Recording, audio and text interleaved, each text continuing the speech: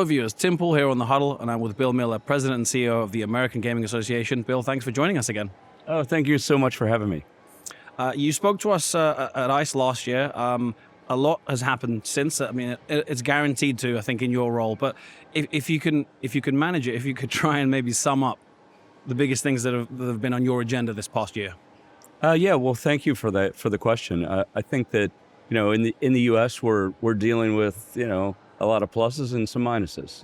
We've got kind of an economy that is still structurally sound, but there's just a lot of things that are out there in terms of macro issues. Inflation, interest rates, tariffs. All of those things play into, the U.S. market. We've got almost, over 1,000 casinos across the country. We've got, really important destination resorts like Las Vegas and others.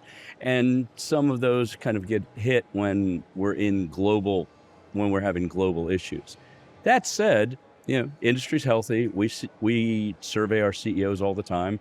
They've probably been most optimistic that they've been in a couple of years. Mm-hmm. So I think that's a really good sign in terms of continued growth in brick and mortar, growth in commercial, growth in tribal, growth in sports betting, and certainly growth in iGaming. So I would say on a whole, industry's doing really well. The U.S. market's doing well. Like any large, the United States, as you know, is not a national gambling market. It's a state by state and tribal nation. And so, in any economy, you have regional areas that are stronger than others. But I think on the whole, things are good. Certainly some interesting talking points that we can get to, perhaps some challenging areas as well. But you mentioned the optimism of the CEOs.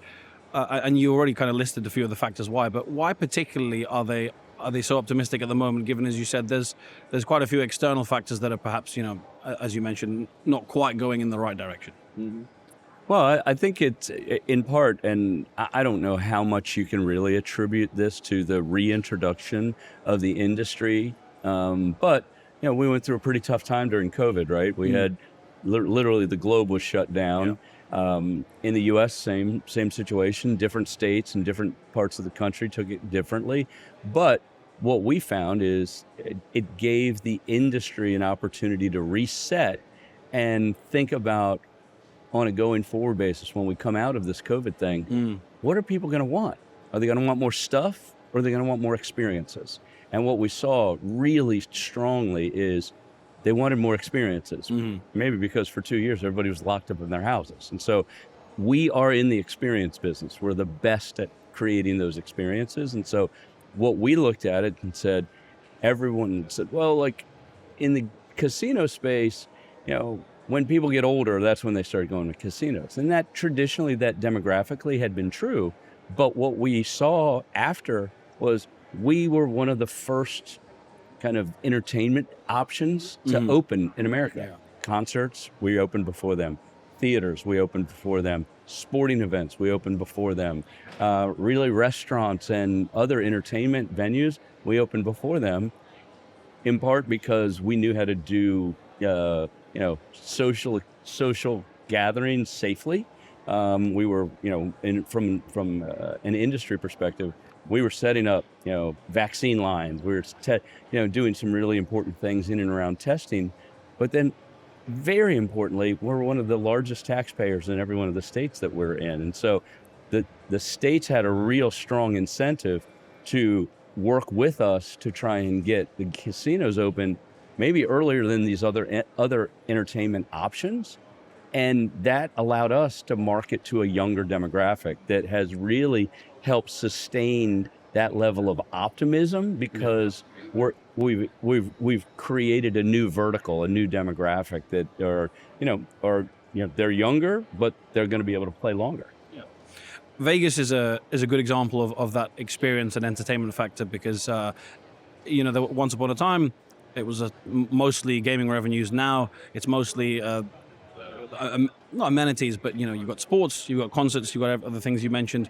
But in terms of a Vegas outlook for 2026, obviously there was a successful G2E show last year, but there was a lot of discussion about tourism levels. Depending on who you spoke to, some said it's don't worry, it's fine. Yeah. Others said, oh, it's maybe some provocative articles saying there was no one on the streets at all. Obviously, that's not true.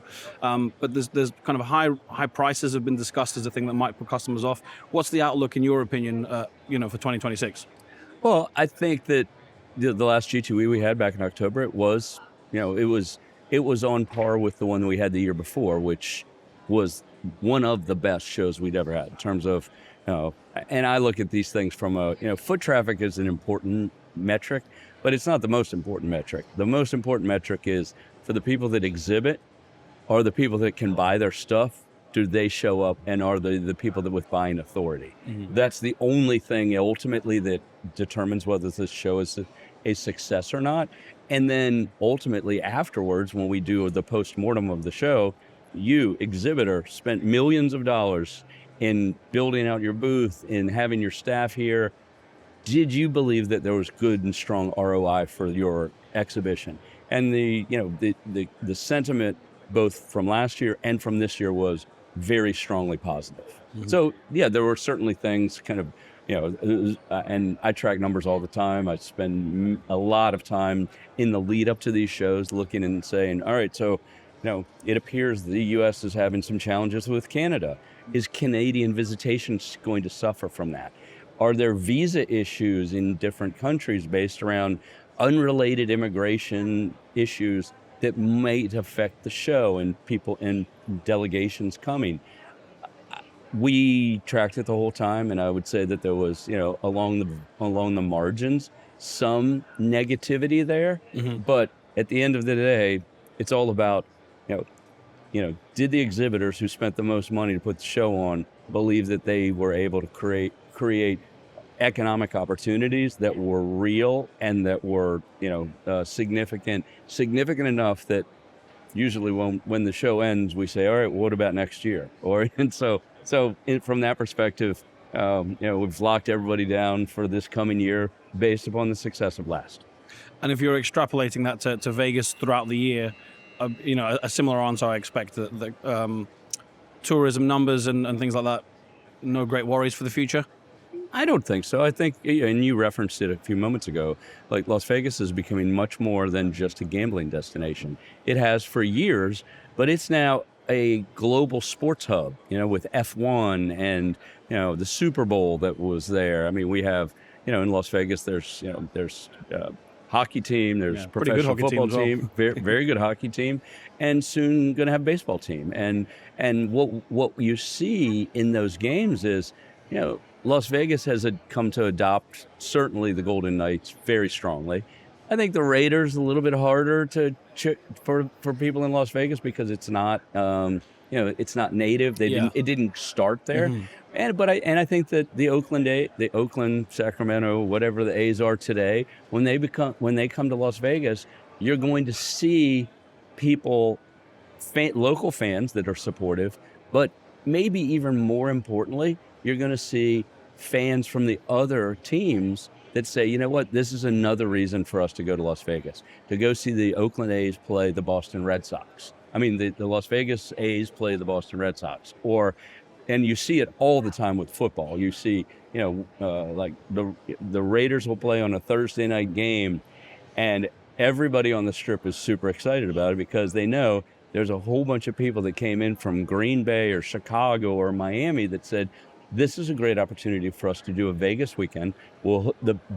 Our first hook will be Thursday night football or Sunday football, and we'll be able to make a long weekend out of it. And I think that what you're just seeing is, whether it was food and certainly, and entertainment, but now sports layered into that is a really positive synergy that is in Las Vegas.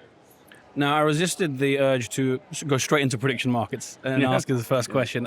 Obviously, objectively speaking, for our U.S. news recently, it's probably been maybe half the coverage, and that, given the AJ stance and how you've written in Global Gaming Insider magazine, that's probably not what you want to hear. And we know your position on prediction markets, but my question is more that, despite your position and that of state regulators and tribes as well, prediction markets at the moment are very much proliferating. In terms of that growth, and given your kind of your stance on it, how do you sort of manage this situation at the moment?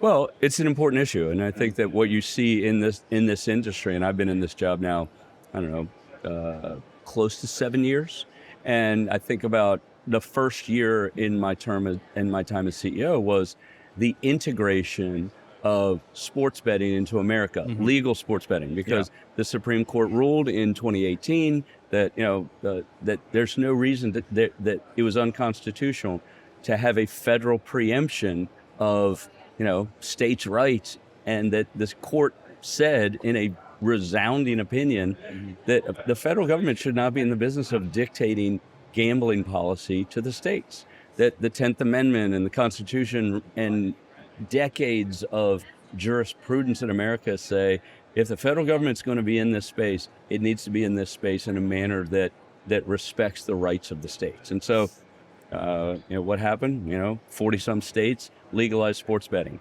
And so my first year was all about the legalization of sports betting, try to dislodge the mafia, the online offshore websites that people had been utilizing for decades because there was no legal option, and migrating that group of consumers to the legal market. And so I experienced that. I went through it. I was, very integrally involved in working with state legislators in trying to make that happen. Yeah.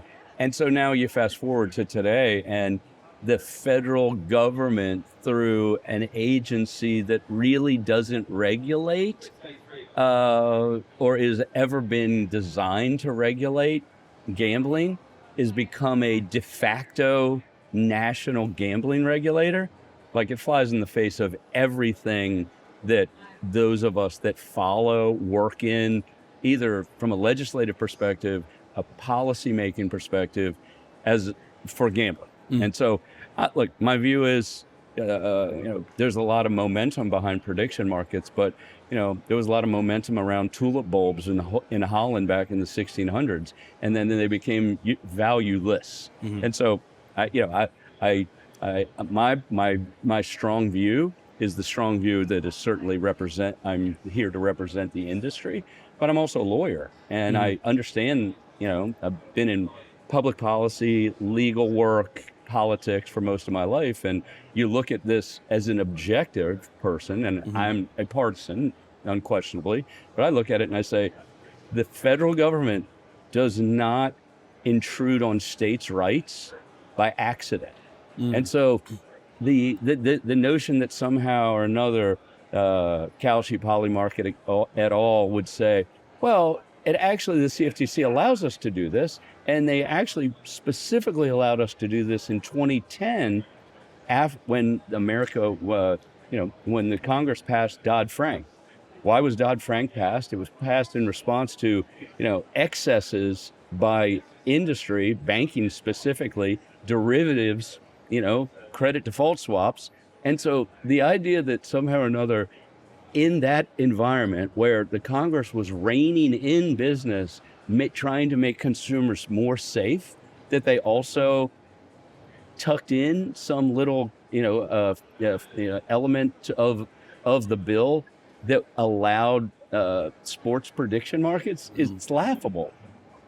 And then I think the most absurd part is that if this is what they claim as their rationale or their legal standing, why did it take 15 years after the passage of this for somebody to suddenly discover that they could legally bet on sports? There's a common sense element that is necessary, and again, we're in the fight. It's not going away anytime soon. But at the end of the day, I think we win. So, in terms of how you win, putting that view forward and the practical approach, is it simply in the courtroom, and challenging these companies? No, it's an all of the above strategy. It's making sure that policymakers understand that at the state level, there's money at risk. We're the largest taxpayer in almost every state in which we operate. And in terms of sports betting and iGaming, because there's definitely a view that betting on a prediction that a roulette wheel will land on 17 is not far away from, a random number generator bet is not that hard. People said, well, all they're really going to do is, straight money line bets. And they did, until they did parlays, until they did player props, until they did NIL, like who's going to move in the transfer window for college sports, to then, is Vladimir Zelensky going to wear a suit? And is Maduro going to be captured? And is Venezuela going to be freed? Like, what they're doing is so brazen, and it is so untethered to actual regulation that it needs to be stopped. And so, the courthouse is an important place. We believe that what they're doing flies in the face of federal statute. It flies in the face of, states' rights, flies in the face of tribal sovereignty. And the actual statute and reg that they point to isn't applicable. And so for all of those things, part of it is making sure that we're in as many courthouses as we can be to support state and tribal regulators and the people that are negatively affected by prediction markets. But we're also in Congress, and we're working on, working on fixes at the congressional level, and we're working to ensure that state attorneys general are aware of this, because there are no consumer protections. And they can say, well, we have our own protocols that we use internally. Well, that's fine, but no one in the gambling industry, the legal regulated gambling industry, gets to self-certify that what they're doing is appropriate. There are regulators that hold the legal industry to account when they fall short of the obligations under that license. And so the notion that somehow or another these guys are self-certifying their activities and that they don't really answer to anyone other than this 600-person regulatory organization that was chartered to protect farmers and help to create hedges on agricultural products is just it's laughable. But again, there's a lot of money chasing it. There's a lot of money in it. There's valuations for these companies that, are in the billions. And so we are not, we're not blind to know that this is a group of individuals who now believe that they have a foothold and that they're going to expand that foothold. And our job is to make sure that, in places that don't have gambling and they don't want gambling, and that's the important part of the U.S. market, is it isn't a national market. It's a state-by-state market.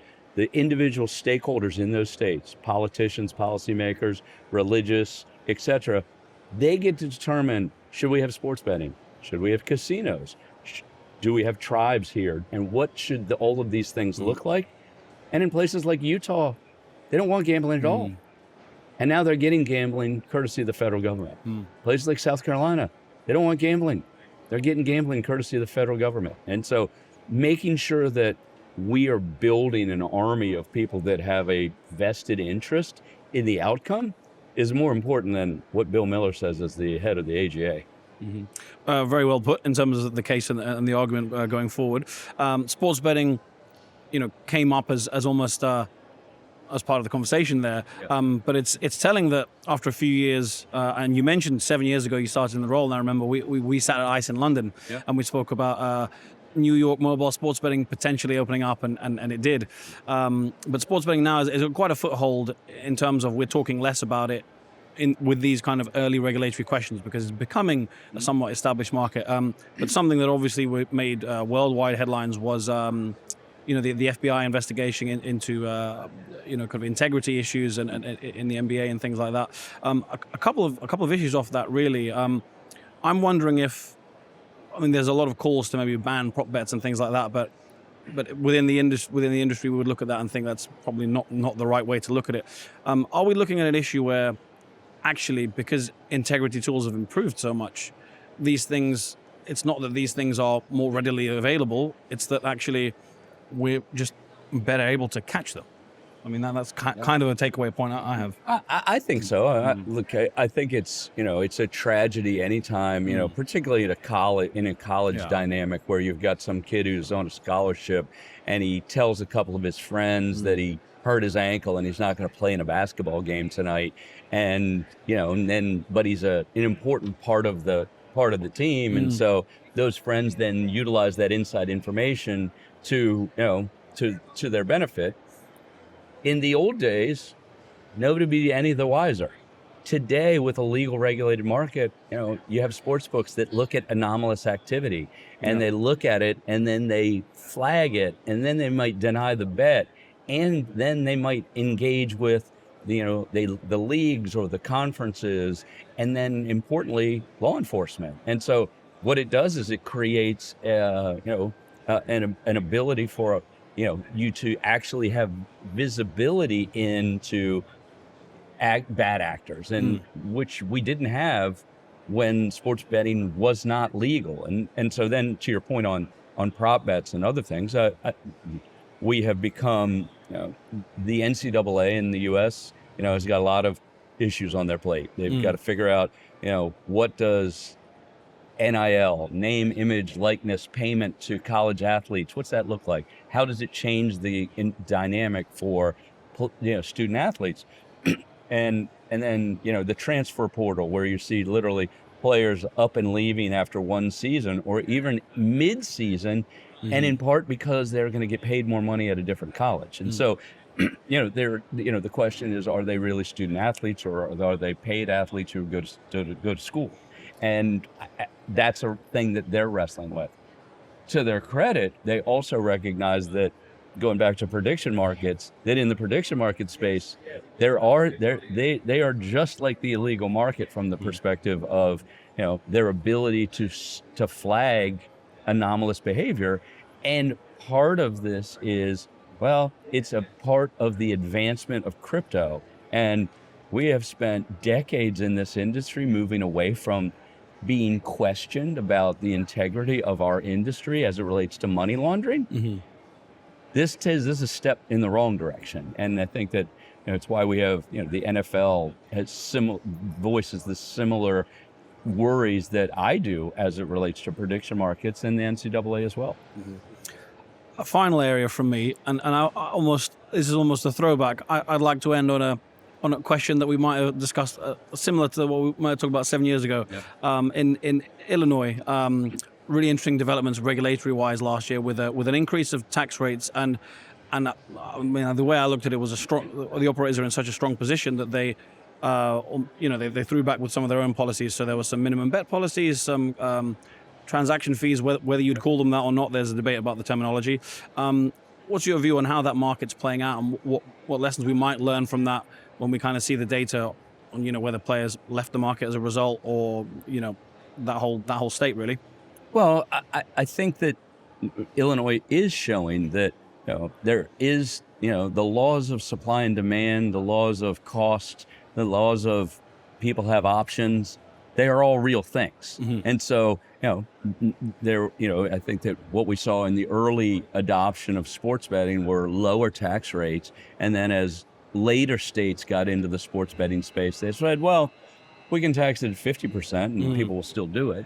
And New York has probably been the story where people say, well, it's pretty high tax rate, pretty high license rate, and still they're the number one sports betting market in the U.S. So where's the problem? Well, the problem is that after a while, when people become accustomed to betting in a market, and then they start to see that the odds are different and the cost structures are different, and they can go on their phone and look at other options or other mobile facilitation of bets, they may well migrate to that space. And I think you have seen that directly in Illinois, where the handle has gone down. The handle's gone down because the cost structures around it are onerous for the players and for the suppliers. In terms of, we always say it's very difficult for regulators to reverse a policy. In terms of the numbers coming out of that, do you think there's any chance of maybe some backtracking or some changes? I do. I mean, government generally is pretty reluctant to lower taxes, almost, especially in our industry. But I also think that we all have a collective interest in making sure that we have a sustainable, solid business foundation for the industry. And like anything else, if you tax it too much, it's going to go away, or it's going to move to a different jurisdiction. And so we spend so much time at the AGA talking about the illegal market, whether it be, skill games that perform exactly the same as a slot machine, but they're in a convenience store in Pennsylvania or Virginia, and they're not taxed and they're not licensed and they don't have any consumer protections. And so that's a scary thing for an industry that cares very much about making sure that we're, part of the fun economy and we're not seen as predatory. But when you have unlicensed, unregulated games and skill games or slot machines, we own that because the public doesn't discern the difference between the legal and the illegal. I could say the same thing about the online space, because in the online space, some of the operators that are in the gray/black market, they brazenly will align themselves and associate themselves with legal regulated brands so that the consumer who may want, and we've done plenty of survey work with the consumer that says absolutely want to only bet with and through a legal regulated operator because, one, I know they're not financing other illicit activities. Two, if I win, I'm going to get paid. And three, that there are testing to make sure that, the hold is a legitimate hold, not, that you might get paid out once every, month. And so I think that the consumer wants to play legally, the consumer, so this is up for each jurisdiction to make decisions, but I know that there's lots of other jurisdictions that are looking at the Illinois example and saying, well, maybe that's not the right way to go. We can't fill every budget hole with gambling taxes, and eventually that golden goose may go find somewhere else to be. It's a shame the UK government didn't necessarily think about that with the autumn budget, but thanks very much for your views on that and for your time in general. Oh, well, thank you so much, and I hope we'll do this again next year. Yeah, absolutely. Thanks again, and we'll speak again, I'm sure. Great.